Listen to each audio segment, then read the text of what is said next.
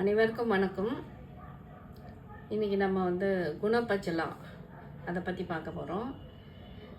இது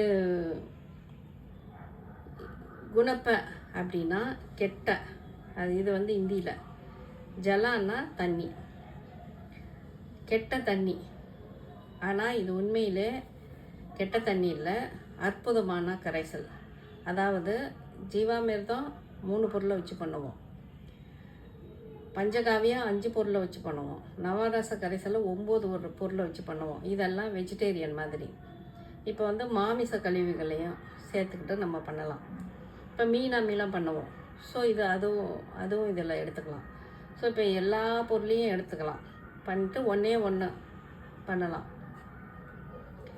இதில் மாமிச கழிவு, அதாவது மீன், எந்த கறி இருந்தாலும் அந்த கறியோட வேஸ்ட்டு, செடி கொடிகள், மரத்தோட இலைத்தலைகள், புண்ணாக்கு வகைகள், கசப்பு மட்டும் போட்டுறக்கூடாது.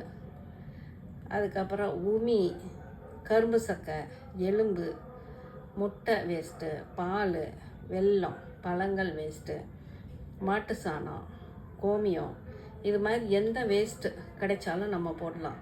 இப்போ பொங்கல் சமயம் வேறு, நிறையா நம்மக்கிட்ட வேஸ்ட்டு கிடைக்கும்.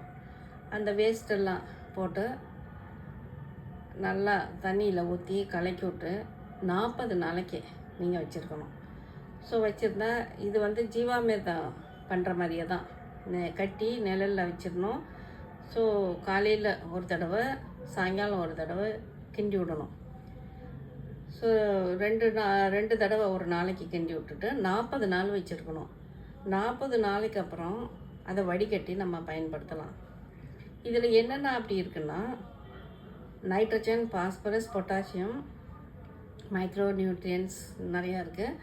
அது தவிர calcium, magnesium, sulphur, ferrous, zinc, copper, manganese, phosphate, இது மாதிரி நிறையா பொருள்கள்லாம் இருக்குது. வளர்ச்சி ஊக்கிகளும் இருக்குது, ஆக்சின்ஸு, சைட்டோகைனின்ஸ், ஜிபர்லின்ஸ், விட்டமின்ஸ் எல்லாமே இருக்குது. இது பயோபெஸ்டிசைடாகவும் பயன்படுது. இதில் என்னென்ன நுண்ணுயிரி இருக்குதுன்னு பார்த்தோம்னா, அசிடோபாக்டர், ரைசோபியா, ட்ரைகோட்ரமா, சூடோமோனாஸ், அதுபோல் இன்னும் நிறைய பாக்டீரியல் நுண்ணுயிரியும் பூஞ்சை வகைகளும் இருக்குது. இந்த நுண்ணுயிரில் என்ன பண்ணுதுன்னா, அதே மாதிரி தான் ஜீவாமிர்தம், பஞ்சகாவியம், நவரச கரைசல் மாதிரி இதுலேயும்